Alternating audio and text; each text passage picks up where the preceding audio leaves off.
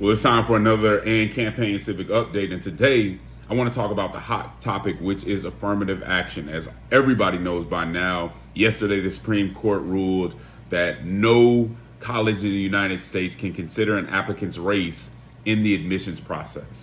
And that's going to have a very serious impact on our higher education system. And people should know that. That changes things, and that changes the application process in some serious ways. And I'll just tell you where I stand on the issue to be straightforward. I support affirmative action. And the reason I support it is because, I think those considerations are necessary because there were racial considerations in our law for so long that worked against African American people. And those considerations in our law that became obstacles to us were in place far longer than affirmative action has been in place. And you can even look to some of the disparities in education today to see that there may need to be something in place that allows for greater equality. That's where I stand on it, and I'm willing to tell you that I've been a beneficiary of affirmative action.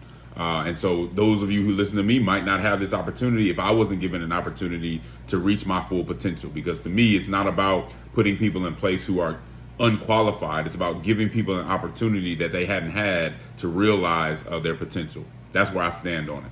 And so, obviously online, there's a debate raging about this. A lot of folks who support it, like I do, are really pointing the finger at the conservative justices on the Supreme Court. And I understand this because I think they got this ruling wrong.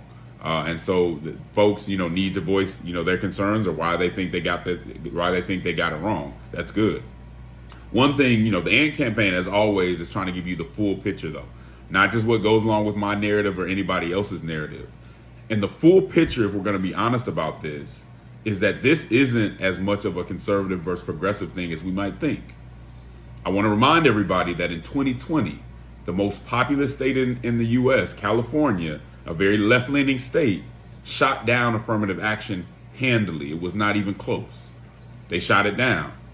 Now, the interesting thing is we didn't see the same kind of reaction. Why, when the most populous state adopted the same policy, did you not see people reacting in the same way? Was it because it didn't fit the narrative?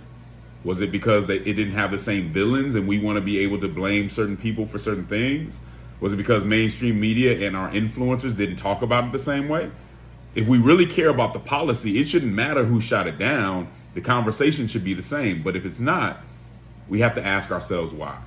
And I bring that up only to say, let's make sure that we're approaching this in the most effective way possible, in the most honest way possible.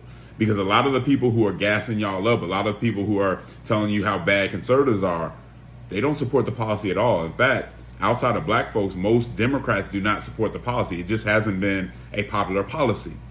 So be careful of who's gassing you up, and just make sure that we have the full story as we go into this conversation, because it is a very important conversation to be had. So if you like this, if you want to hear the whole story, if you don't want to be kind of subject to just narratives, you need to listen to the Church Politics podcast with myself and the Right Reverend Christopher Butler, because this is what we're trying to bring to you, just intellectually honest conversation and also with through a biblical lens, because that's what we're trying to do. So know the full story. This is what's going on. It's not necessarily as partisan or ideological as you might think. And we need to know that if we're going to address it correctly. Take care.